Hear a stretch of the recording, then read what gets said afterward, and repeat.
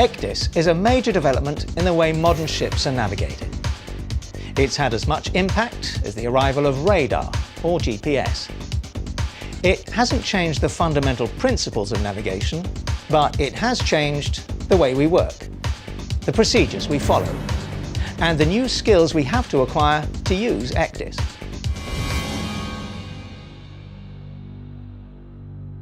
Ecdis certainly brings advantages. Your workload should be reduced, and navigational safety should be improved. The major impact of worldwide use of Ecdis will be in the reduction of groundings, and that will mean savings of delays, of costs for lost cargoes and lost ships, litigation costs, insurance costs, and savings of the environment too. Ecdis is a very powerful tool, but if you rely on any tool too much, you can develop a false sense of security. And if you don't understand Ecdis completely, the outcome could be disastrous. We want to draw your attention to the benefits and the risks, and the new skills you will need to develop. It's a computer, so it must be right. Well, no. In the following incident, where Ecdis was in use, the officer of the watch simply didn't understand how to use it correctly. It is disturbing that although the safety contour was set at 30 meters, its associated alarm did not activate because a watch vector had not been set. The setting of a watch vector is therefore an extremely important feature, without which many of the chart alarms cannot operate. The use or misuse of a watch vector in this and other accidents indicates that the significance of this function requires emphasizing to all Ecdis users. The officer hadn't been properly trained and didn't understand the basic use of Ecdis, which led to the incident. That must change, because Ecdis has now become central to the way we navigate our ships. After centuries of using paper charts, the IMO now permits, and in certain cases requires, vessels to navigate entirely using electronic charts. The IMO's amendments to Solus Chapter 5 came into effect in 2012, requiring some classes of new build ships to be equipped with Ecdis, and introducing a timeline for the retrofitting of Ecdis to older ships.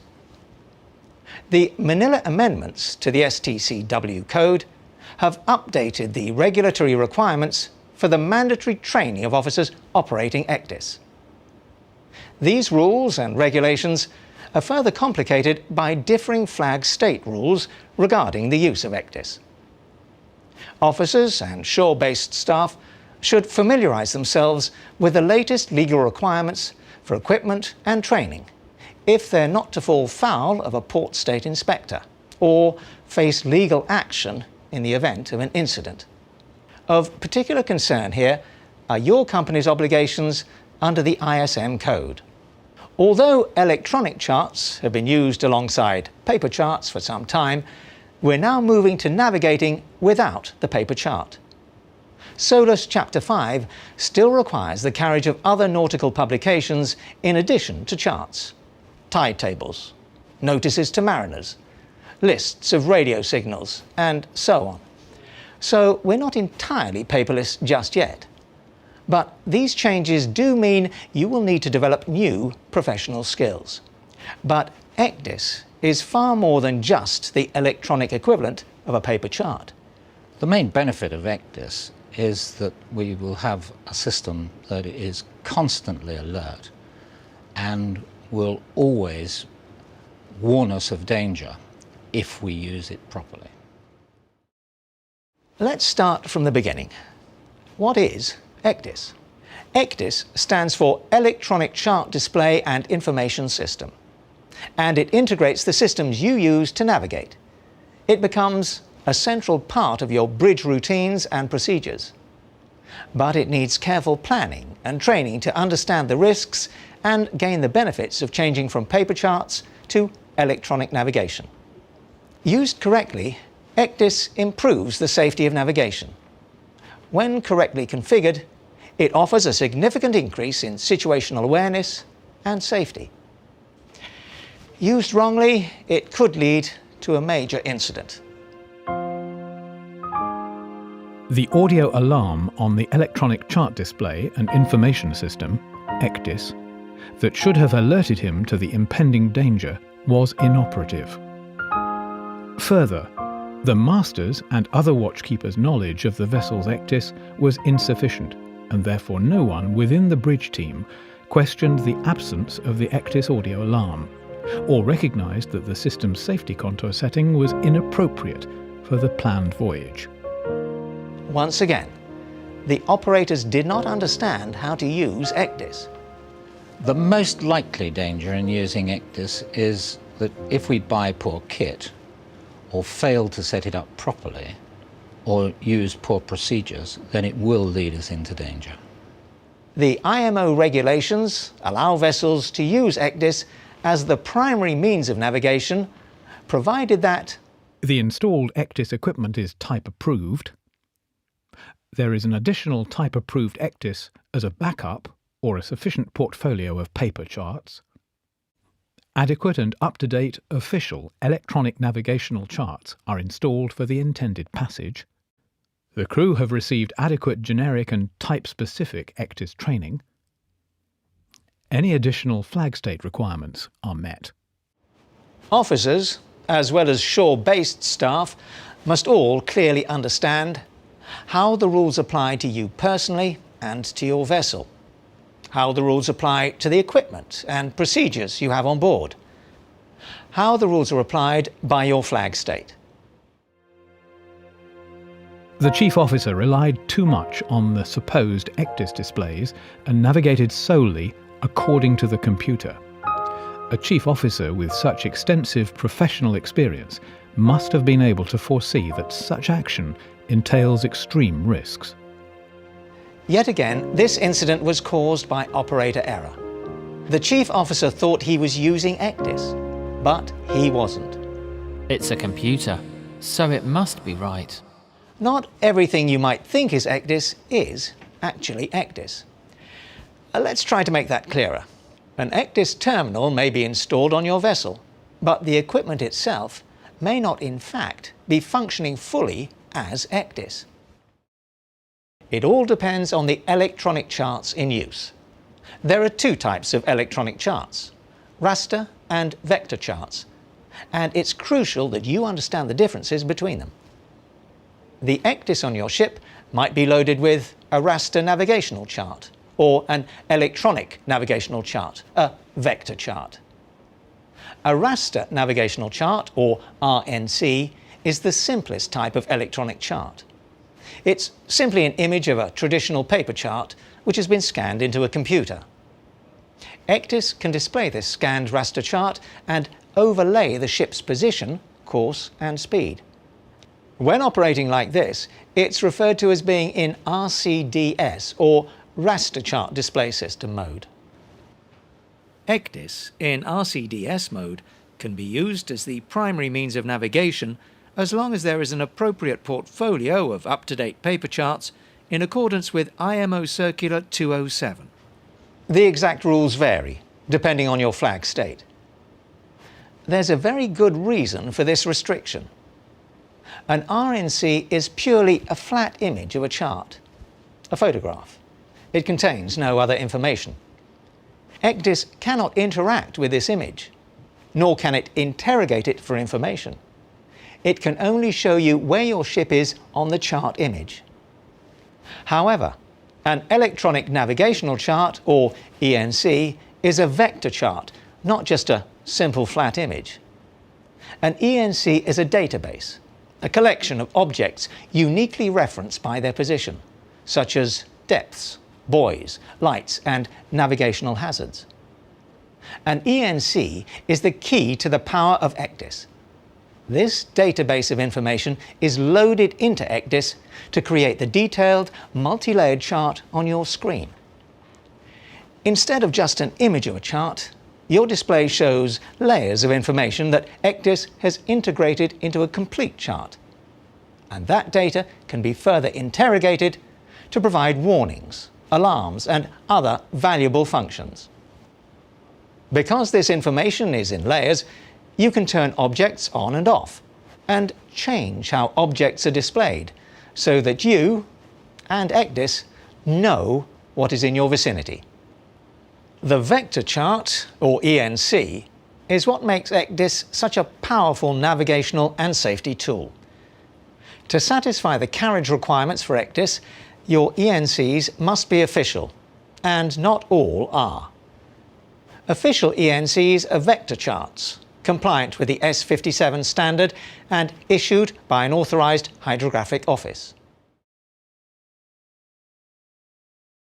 To be able to interact with the information contained in an ENC, Ecdis requires inputs from a number of sensors around the ship. There are 3 mandatory sensors: GPS, the gyro compass, and the log for measuring speed and distance covered. There are other sensors that can be connected, providing redundancy and enhanced positional information, such as secondary GPS and gyro units, AIS, ARPA, echo sounder, and visual bearings. It's obviously critical that these sensors are connected correctly, and for the system to be accurate, they must be calibrated to the individual Ecdis unit at the time it's installed. But just because the sensors were accurate a few days or months ago, that doesn't mean they will still be accurate. So, it's critical to regularly check the accuracy of the sensor input data.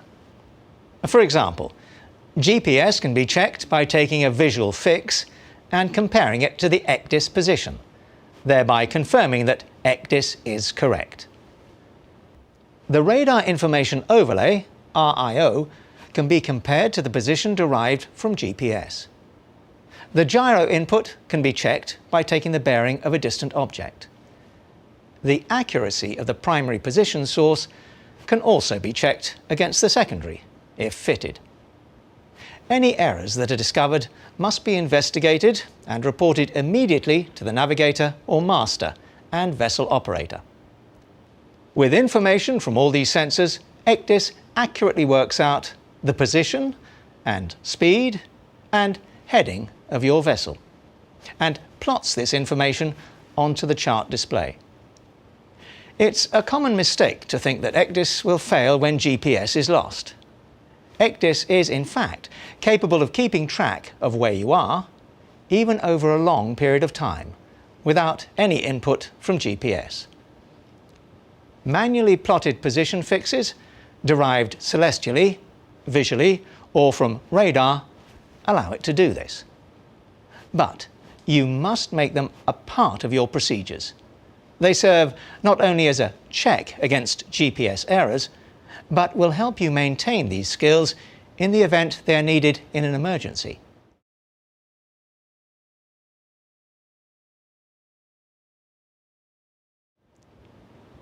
As you can see, using Ecdis should make your life easier and the passage safer, provided it's correctly installed. You're completely familiar with Ecdis. You fully understand the terminal on your vessel, and you can configure the system correctly. You make sure you've loaded the correct ENC for your circumstances and have set the Ecdis display mode correctly. For example, ENCs are supplied in a range of scales, just like their paper counterparts, each one suited to a particular navigational task. Ecdis also allows you to alter the display mode so that it's suitable for a specific navigational task. Confined waters, coastal waters, or open ocean. This allows you to see the information you need for any navigational task. The correct combination of the right ENC and correct display mode is essential for safe navigation. Ecdis will warn you if the chart you're viewing is significantly under or over scale, and for a very good reason.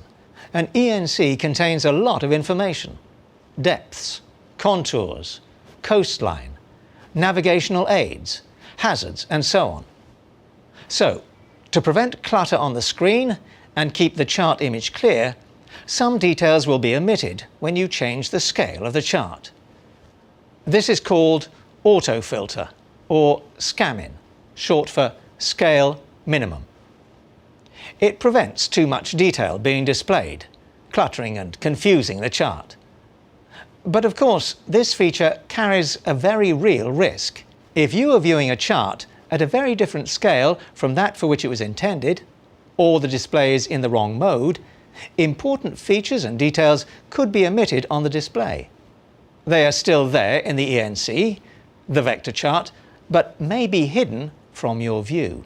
So, you must learn how to set up your Ecdis display correctly and make sure that you are viewing a suitably scaled chart. Consider the ability of Ecdis to provide anti-grounding monitoring and alarm, an important feature of the technology. It can do this because the system knows where the vessel is, using sensor input, which it assumes to be valid and accurate. It knows the draft of your vessel, which it assumes you entered correctly. And it presumes that the alarm parameters you entered are configured correctly. Then, if you're using correct and up-to-date charts, Ecdis combines this information to give you advance warning of approaching danger. It can even do this before you leave your berth. The crucial point here is that Ecdis requires you, the operator, to be familiar and competent enough to correctly configure these alarms, or they may not work as you and others expect.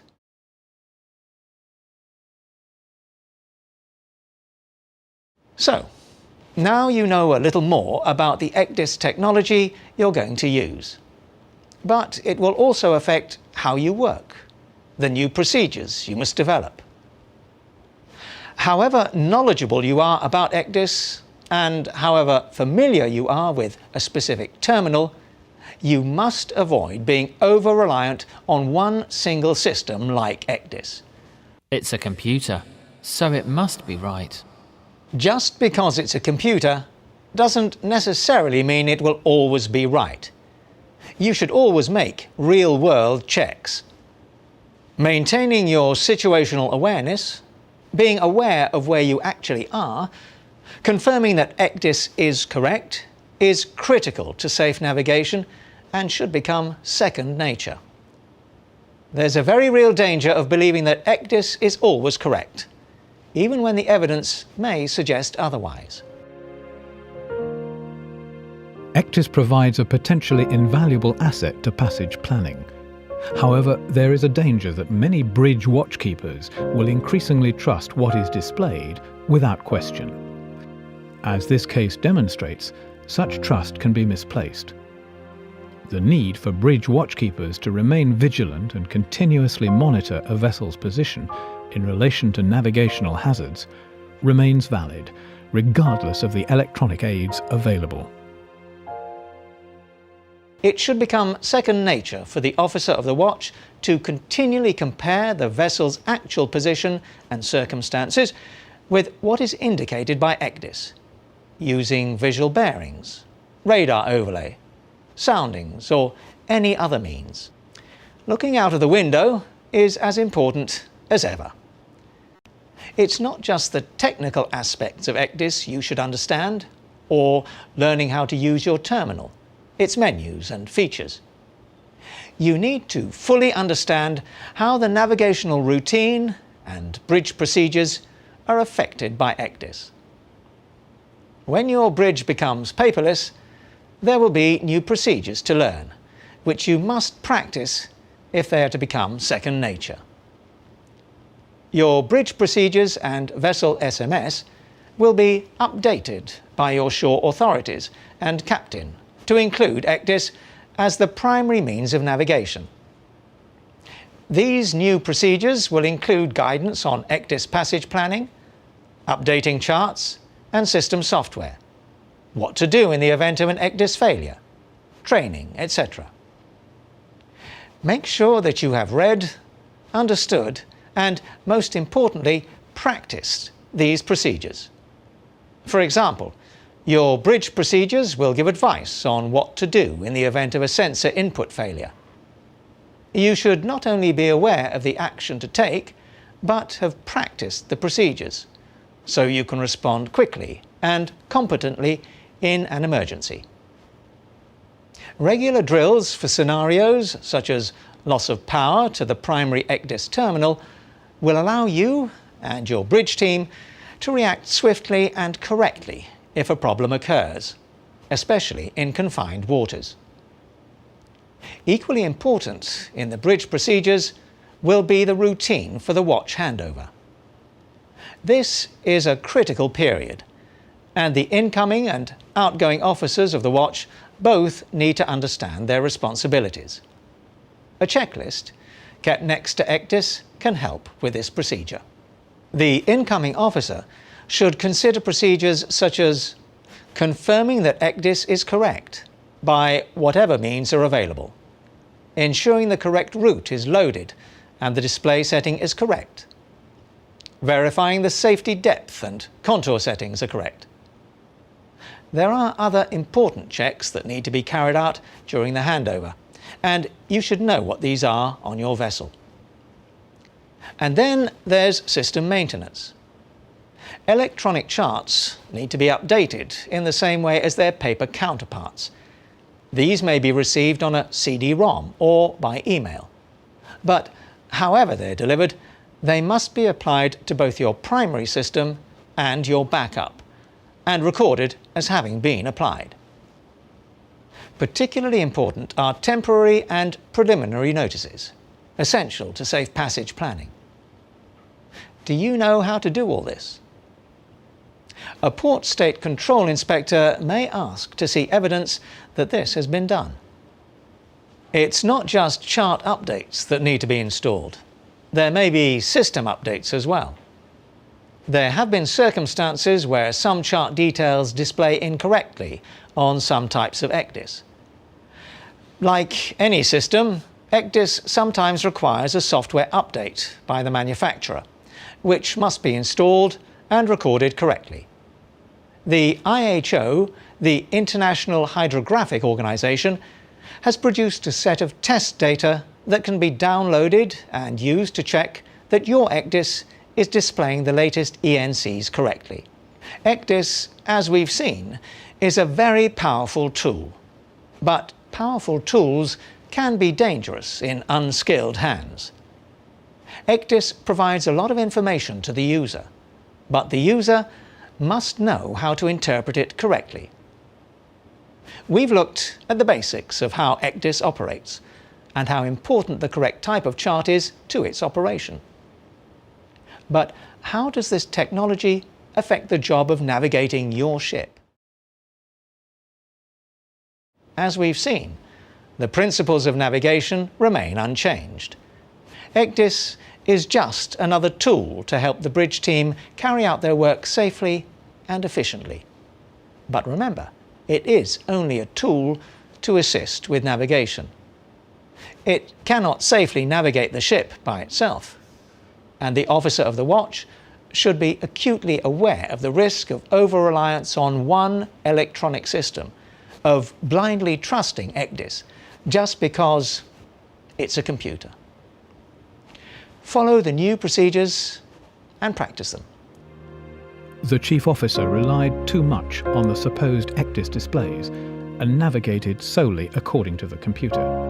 A chief officer with such extensive professional experience must have been able to foresee that such action entails extreme risks.